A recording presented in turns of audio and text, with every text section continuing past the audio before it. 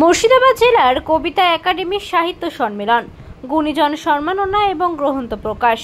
মুর্শিদাবাদ জেলার একমাত্র গতিশীল স্বরচিত সাহিত্য চর্চা কেন্দ্র মুর্শিদাবাদ জেলা কবিতা একাডেমি এর উদ্যোগে বহরমপুর গ্র্যান্ড হলে অনুষ্ঠিত হয়ে গেল সাহিত্য সম্মেলন। এদিন একাডেমির সদস্য কবি অমিত চ্যাটার্জির প্রথম কাব্যগ্রন্থ কুয়াশা ঘেরা বসন্ত প্রকাশিত হয়। এছাড়াও ছিল গল্প, কবিতা, ছড়া পাঠ, আলোচনা, সঙ্গীত আবৃত্তি। এদিন মুর্শিদাবাদ জেলা ছাড়াও নদিয়া, পশ্চিম মেদিনীপুর, পূর্ব বর্ধমান, মালদা, পুরুলিয়া ইত্যাদি জেলা থেকেও কবি, গল্পকার, লিটল ম্যাগাজিন সম্পাদকরা উপস্থিত ছিলেন। এখানে উপস্থিত কবি, লেখক, বাচিক শিল্পী, সঙ্গীত শিল্পী প্রমুখদের সংবর্ধনা জ্ঞাপন করা হয়।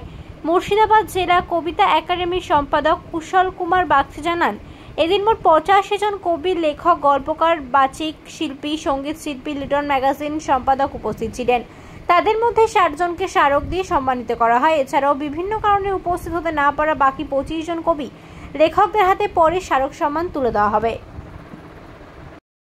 মুর্শিদাবাদ জেলা কবিতা একাডেমি কবি, লেখক যারা কবিতা লেখেন, গল্প লেখেন, তাদের একটা নিজস্ব সংস্থা। 1999 সালে অক্টোবর মাসে এই সংস্থা স্থাপিত। সেই থেকে আজ পর্যন্ত 26 বছর ধরে ধারাবাহিকভাবে এই সংস্থা মাসিক সাহিত্য পাঠের আসর করে চলে। 208 মাসিক সাহিত্য পাঠের আসর আমাদের গত মাসে সম্পূর্ণ করেছি আমরা।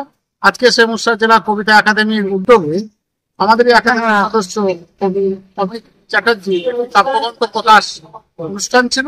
সেই সঙ্গে যারা বিশিষ্ট সমাজের বিশিষ্ট জন আমার জেলা এবং জেলার বাইরে এরকম শতাধিক গুণীজনকে আমরা সংবর্ধনা প্রদান করেছি। কারা কারা এসেছিলেন?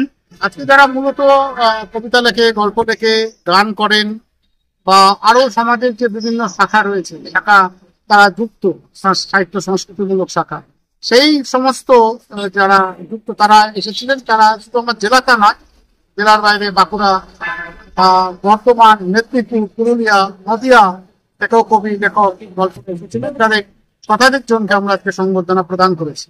আপনার নাম? আমি কুশল কুমার বাগচি, মুর্শিদাবাদ জেলা কবিতা একাডেমির সম্পাদক।